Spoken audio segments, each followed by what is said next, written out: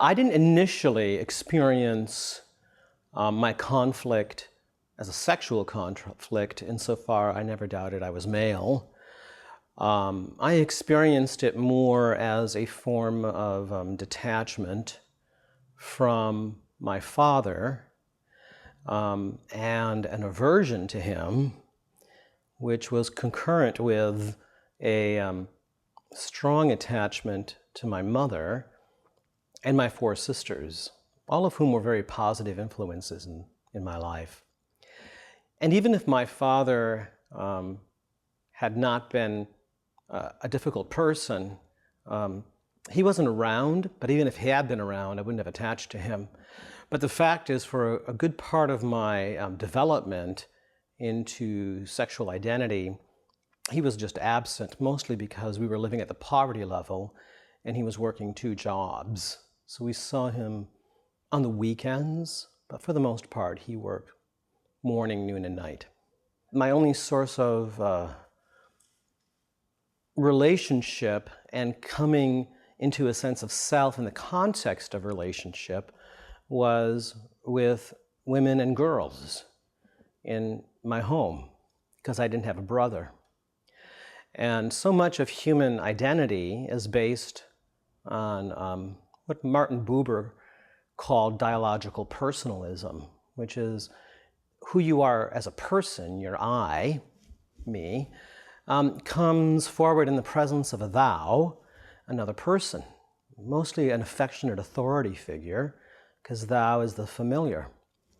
And the most important thous in my life were my mother, my half-sister, who was 15 years older, and then my other 3 sisters. So it was in that context of those relationships that my I, my sense of self, started coming forward.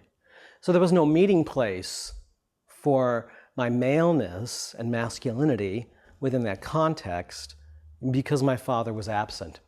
And then when he was present, he was a broken person suffering from post-traumatic stress disorder as a consequence of having been a prisoner of war during World War II.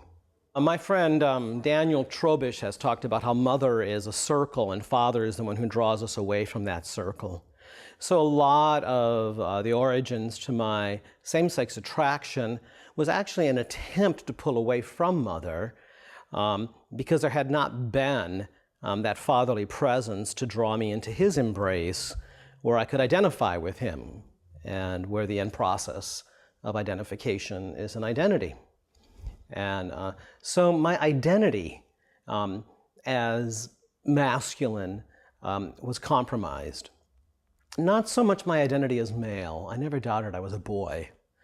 There was another factor that I speak about in my book, Setting Love in Order, which was that we were immigrants and English is my second language. And so there was another barrier in my life to connecting with other little boys, which was a language barrier, and then a cultural one, because we had a European culture at home, but we were living in the US. And so much of identification with the same sex occurs in the context of play and bonding with other little boys in a troop bonding it's called. And I had an extra step in coming into troop bonding, which actually didn't happen for me until I was in the gay lifestyle, which was my first experience of connecting with other guys as guys. Homosexuality is fetishistic insofar that the object of the homosexual attraction will have certain features that the subject, the person having the attraction, uniquely defines as the same sex. So for some guys, it's older men. So there are some men who are only attracted from the time they're young boys all through their adult life until they get any help to men who are in their 50s, 60s, and 70s. Well, that's easy to understand because that's how they perceived their fathers, or if their fathers were missing, the one positive male in their life was a distant grandfather. And so they've attached to it in a tenuous way that's highly charged. Another way that homosexual attraction sometimes forms is only toward members of the male sex who are part of another race. And so there you have someone who sees masculinity as something that is strong if it's in a white man, if the person is not Caucasian, or if it's in a person of color, if the person is Caucasian. And in other cases, it's men who are only muscular and have hair all over their body. In others, it's guys who are slim and who have only very smooth skin. So we speak about homosexuality now more in the plural, homosexualities, and we understand the attraction as one that gives an indication of what the person is trying to sort through. And so the symbolic nature of it is that somewhere in the past, there is someone who actually matches what is being presented in the fantasy. And so it's not merely a symbol, it's actually a literal object who's there in the history of the person's psyche. And so when you revisit that, and you find out what is going on in that relationship, distancing, too much connection. For example, for some young men, they've been sexually abused by another young man or an older man. And what that causes is a type of trauma that freezes the image of the abuser in the heart, and the trauma elicits so much sexual tension as anxiety that the anxiety and the sexual tension goes into the memory of the abuser, and then they find themselves sexually attracted to the very types who look just like their abuser. And it's very confusing.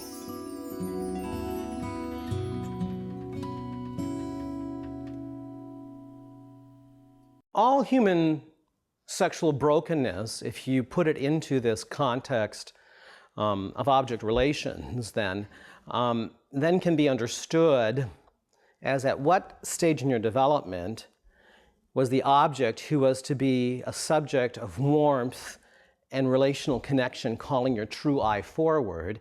At what point did that object remain just an object and never became a subject, never became a person in relation to you?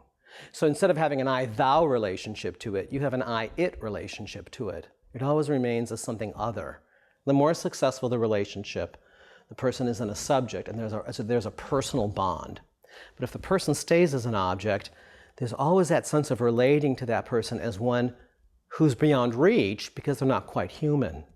And that's the nature of all sexual brokenness. We treat the other as a sexual object rather than a person. So whether it's the heterosexual man who's addicted to internet porn, or the homosexual man who's only attracted to one sort of man, they both have basically the same construction.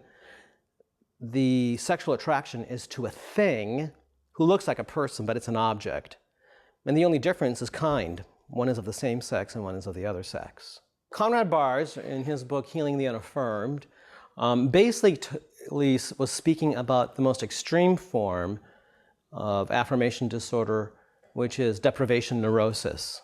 What he showed is that in the most extreme form of the failure to attach, there is no attachment even to a person as an object. So what you have is just a person who has a big hole on the inside where everything just falls through, a kind of deprivation. And so they have no context within which to establish a relationship. They never feel connected to another human being ever. All their connection is willed. He calls it willed rapport. It all depends on where the injury is. And if the injury is early in life, it's called a primal injury, and that will cause the person to have a compromise in their ability to remain connected to another human being.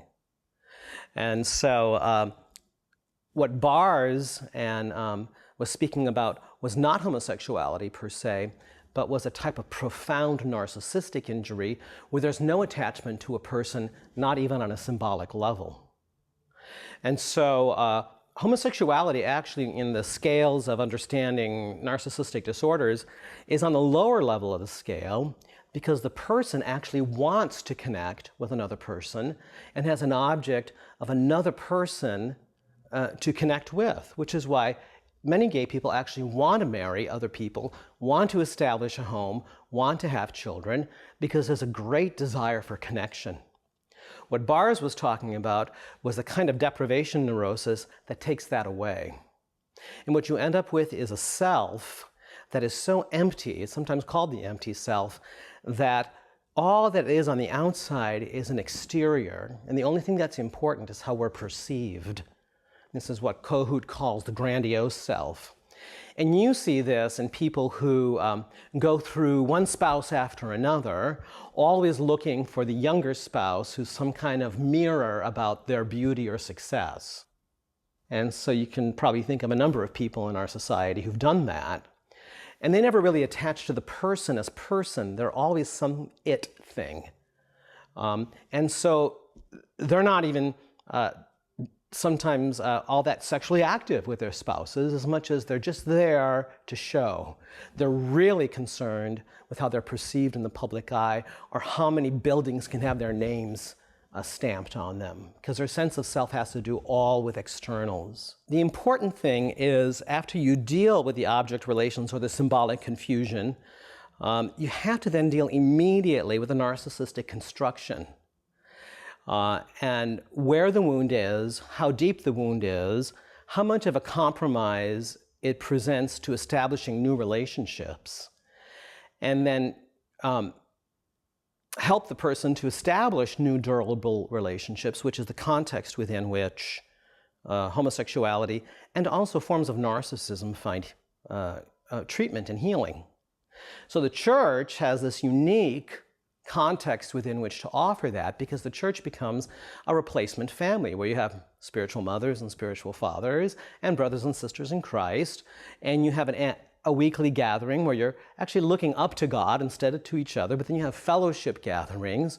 And so it's a variety of contexts to create relationships that are durable. And what I found in the course of 25 years of ministry is the people who progress most successfully out of homosexual identification and into heterosexual identification are those who are committed to durable relationships within the context of the church and the local church at that. So they're truly known by other people. I started attending church independently, and that's where I had my first experience of how God reveals himself as one who is relational. And that was deeply imprinted in me. And I think, actually, had I stayed in that neighborhood, I would have confided in those sisters, at least, about what was happening in my home and what was happening in my heart. But when I was in the 4th grade, we moved from this immigrant neighborhood where my family of 7 was cramped into a 2-bedroom flat to the suburbs, to a 4-bedroom house. And it was there that the shift at that moment in the 4th grade, I became very much aware of how much of an outsider I still was. So the move will cause any kid to feel like he's an outsider. But I think for me, I was also sensing that I was not connecting to other little boys. And so I made friends with other little girls or other little boys who had difficulty connecting with other little boys. So my very best friend from that first day I went to school, who stayed my friend for years, he likewise had same-sex attraction develop as we later entered into puberty. And my experience in grammar school and then as I emerged into my teen years was that my sexual attractions were starting to go toward men. And at age 14, though, I then went to a Leighton Ford crusade, and there I heard the gospel preached in that Protestant evangelical way.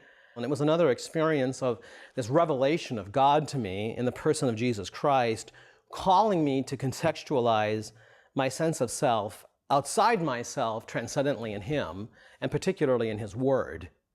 So that became a great focus for me at age 14. But at the time, the church that I was at, which was a really fine church, didn't really know what to do with anyone who was struggling homosexually. This is 1974. So I stayed in that church, but at that point I was displaying what is sometimes called gender nonconformity. And so I was effeminate, and I could tell they didn't quite know how to handle me. I wasn't really gregarious or anything like that. They just had no place. And I was there with my older sister, who was only 18 months older than me, and we went to church alone. My parents didn't attend. So after a few years of that, I stopped.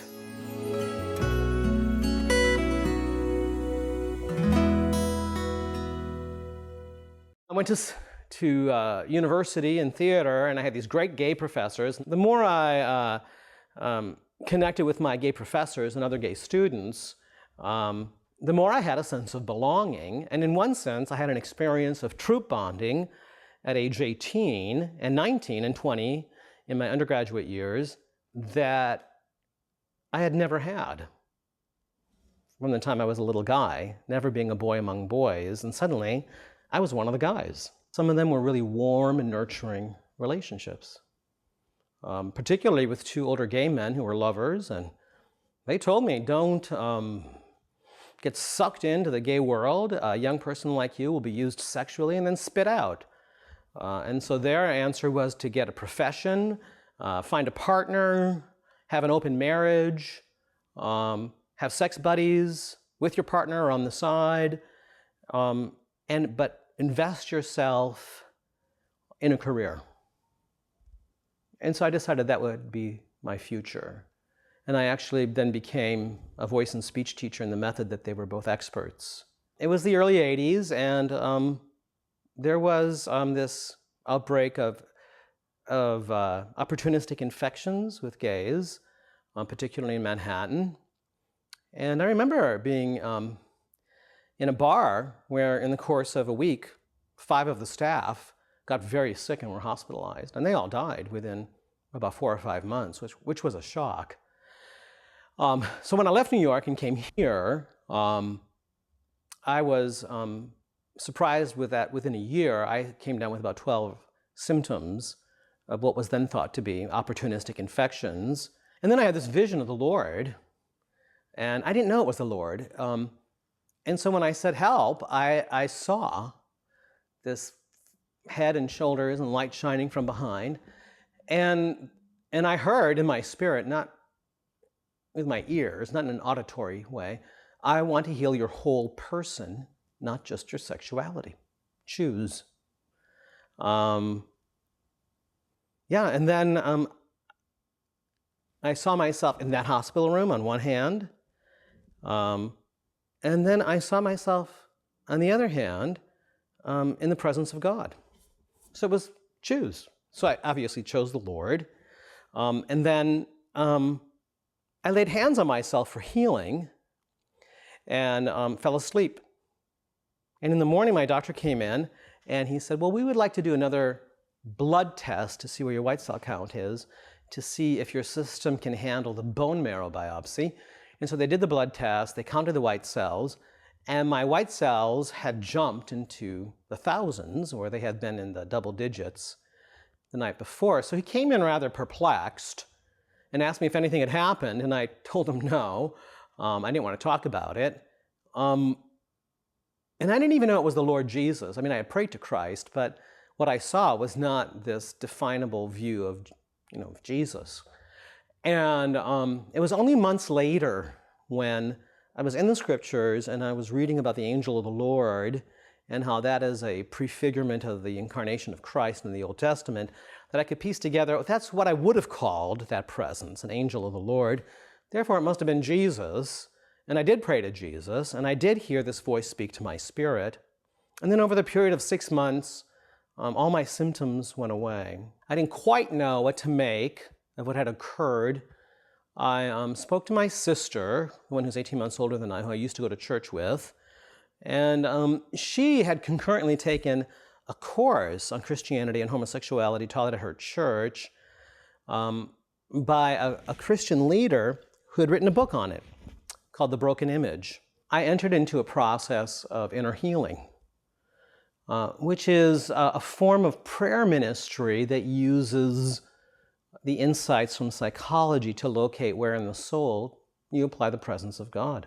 I had the conviction now that I could repent of homosexuality, that it was a moral condition as well as an emotional and spiritual one, and so I was willing to give it up. But someone rightly discerned that I was demonized, and they laid hands on me and they cast a whole bunch of demons out, and I didn't know they were there until they left. And each person is unique. So is it a detachment from the same sex, or is it an over-attachment to the other sex? And that can be the case for both males and females with same-sex attraction. And is there sexual abuse? If there's not sexual abuse, well, that's a different issue then. If there is, then that's another issue to deal with. Have they ever acted out? If they've never crossed the moral boundary of acting out, then they have an easier time staying within that boundary. If they have crossed that boundary, then they have to rebuild that moral boundary. So there's all these different factors, and what we offer is an 8-month voluntary pastoral care program that is not a form of therapy. We have a really high success rate. I would say of the 400 who went through our program in Chicago, I can think of maybe 10 who went back to homosexuality.